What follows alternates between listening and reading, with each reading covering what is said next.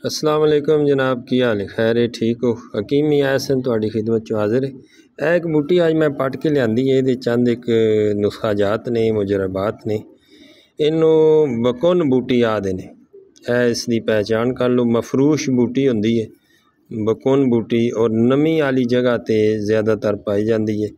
इस तरह का इसके उत्ते ना फुल जा लगता है थोड़ा, जिस जिस तरह पुराना होवे दा बूटा जवान होवेगा उस तरह इसका जिहड़ा फुल का जिहड़ा कलर है ये थोड़ा नीला टाइप हो जाएगा। और ये मफरूश बूटी है, नमी वाली जगह ते पाई जाती है। पंजाब के तकरीबन सारे इलाकों में पाई जाती है। तिब्बे यूनानी विच इसका मिजाज जिहड़ा है वो गर्म खुश्क है, और आयुर्वेदिक दे विच इसका मिजाज सर्द खुश्क है। मिजाज दे विच तिब्बी माहिरीन का इख्तलाफ है। बहरहाल ये बूटी जिहड़ी है एक अक्सीर फवायद दी अमल है। खास तौर पर बवासीर के मरीज़ों वास्ते एक कंप्लीट और मुकम्मल इलाज है। इसका शरबत तैयार किया जाता है, इसका सफूफ कैप्सूल भर के भी इस्तेमाल किया जाता है। इस तो अलावा इन कुश्ताजात दे विच बड़ा इस्तेमाल किया जाता है।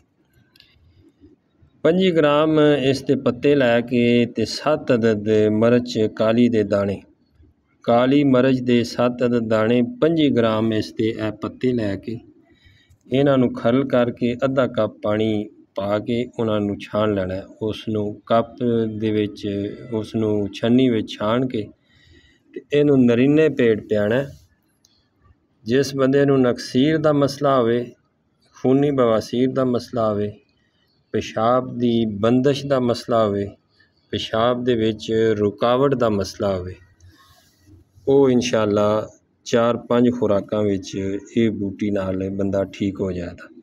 इस तो अलावा किसी बंदे दे हत्थां पैरां दे विच जलन का मसला होवे ते इस दे पत्ते लैके इसनू घोट के ते पैरां ते इसका लेप करेगा, 2-3 दिन करेगा तो पैरां की जलन ठीक हो जाएगी।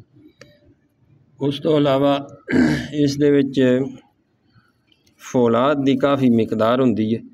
बकुन बूटी के पत्ते लैके बकुन बूटी दे बराम डूंडी ते गोरख पान, ये हर एक 3 पा लैनियां ने।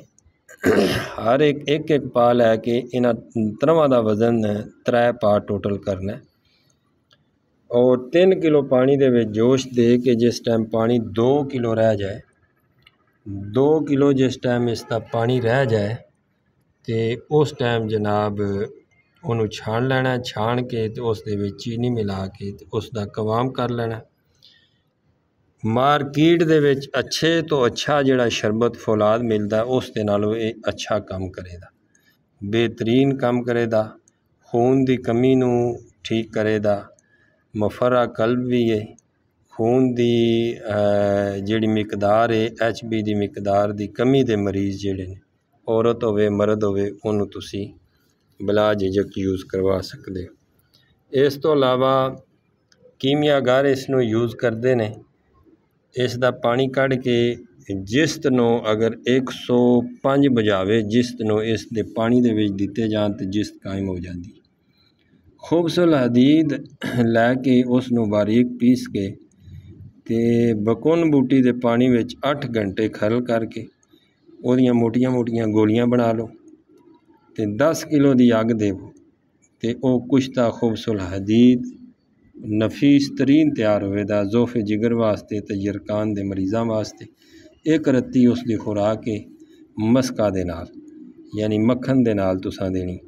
किसी बंदे नूं पेशाब दे विच जलन का मसला होवे, पेशाब दे विच पेशाब की नाली दे विच दर्द का मसला होवे ते यानी इब्तदाई सोजाक दियां अलामात उस दे विच होण ते 2 तोले बकुन बूटी का पानी कढ़ के उन्होंने छान लेना ते सुबह शाम उन्होंने पीना खाली मेदे। 7 दिन पियो तो इंशाअल्लाह सोजाक का मसला ठीक हो जाए।